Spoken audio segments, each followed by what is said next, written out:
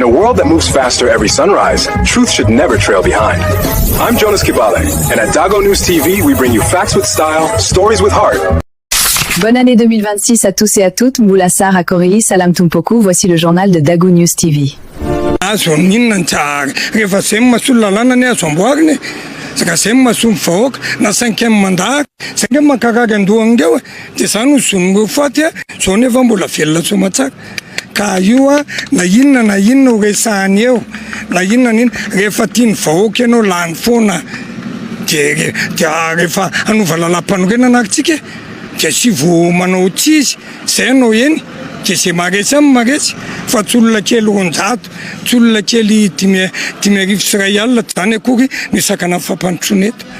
aso resana tsak san ka izak no sultika flondra tsul ka falmana nefa pretora falmana nefa tutka siston is iten 10% si sunet flondra tsulan mola matanjaketo akse mbola anapofona ary mbola ny ona atrany fa miasa foana zay ty fototra ary ny teze amina tsaka ezaka fongo ny apiady zay ndray ma tsy système mange tena mivavaka amin'Andriamanitra mihitsy sy any amin'ny tsy inonako rehetrarehetra mba tena mbola hotsaka atao azy amin'ny mandat filondraka tsoelina fa tsisy mavita amin'ny fitany eto ary zay mampitapitapy an'ireo mpanotro reo ataoko hoe mitapitapy mihitsy satria efa olona mitapy eny sa zao nareo mahita navelona zao da zay na fanoto mandry indrindra aloha dia mitera mankasitraka misaotra ny fahasahiny ny vahoaka ny somamanina mijoro tompokivavy tompokolahy fa maro be manerana n'ity firenetsika ity ny fitrandrahana sauvage na tsy ara-dalàna tahaka ny omitranga eto aminareo io fa mety sy nanam-pasahina ny tsangana ny vahoaka tany amin'ny faritra hafa dia tohizan'izy ireo fa soa ihany fa mbola misy vahoaka ny somamanina manam-pasahina mankasitraka indrindranareo amin'izay fahasahina izay fantatra fa tsy mora zany miatrika lacrymogène zany tsy mora zany miatrika mpitandro filaminana mitondra fitaovam-piadiana izany fa eto aty anararoatra hiteny hoe raha manana ny fahasahiny ny vahoaka ny somamanina daholo ny vahoaka eto Madagasikara dia tsy ho tompony mangatakatiny intsony zany vahoaka malagasy zany amin'ny tany engane ianareo vahoaka ny somamanina mba ho modely ho an'ny mpiray tanindrazana amintsika hafa hitsangana rehefa misy ny tsirariny hijoro rehefa misy ny tsindry azo lena tahaka n'izao mahazo anareo izao ary ampiray feo isika zay ny antony atongavanay eto izahay mpanao gazety raha izahay rery dia tsy havita nininina ianareo olo-pirenena eto somamanina ihany koa raha ianareo rery dia tsy havita nininina fa isika sy anareo mitambatra ny mahavita miaro an'ity firenetsika ity tompokivavy ka mankahery anareo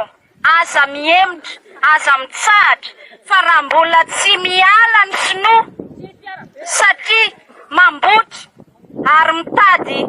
androbany ty firenetsika ity ao anatiny zany fitrandrahany zany mitovy amin'ny hoe raha mbola tsy foana ilay code de la communication hamonono ny fahalalantsika iteny dia mbola hiara hitsangana foantsika tompokivavy tompokolahy fantatro mihitsy ary niombonao ty tena mbola misy an'le bosy sa tokony hoe misy an'le trafony moa io tena mahafinaritra dia ahoana ina ny asanao zany za miteny anareo zao raha iresaka hoe hitariko ndresaka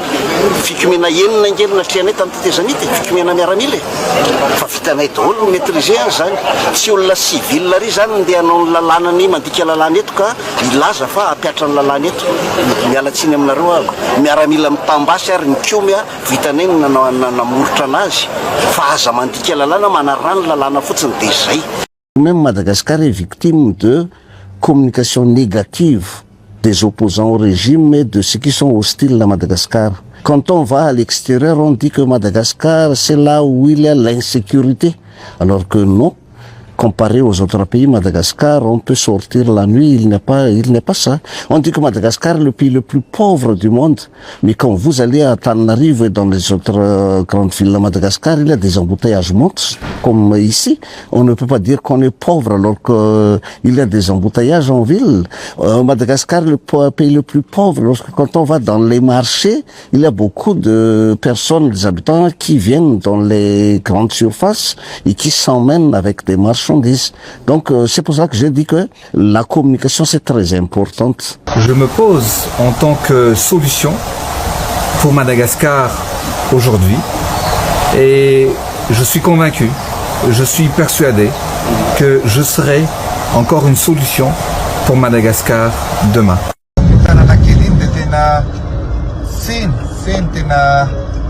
Be olona be mihitsy ary zay ny tokony jerevana manokana ny resaka fanabeazanay zany satria be loatra le ankizy tena rehetantsika zao de be le ankizy ary tokony satria io le hoe fahantrana miteraka fahantrana le satria maro amin'ireo renim-pianakaviana no tsy miasa nefa maro anaka lasa manano sarotra na ny fitezana na ny fanabeazana na ny resaka fahasalamana dia zay zany ny tokony ho jerevana manokana ary zay moa nefa ataontsika lahara-pamena eny koa ny hoe fanabeazanay zany. Hitanay trano dadalahy, hitanay trano lany ato Matavy io hitanay fananana rehetrarehetra io mampitandrina an'ilay koa zay. Zerentsika vizana eto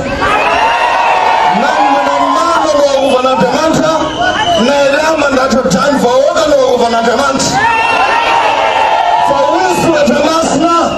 amin'ny ohabolana toko faharoa ambin'ny faharoa amby roapolo manao hoe fa ny ratsy-panahy dia hongotana hiala amin'ny tany ary ny mpamatika ho fongorana hiala teo.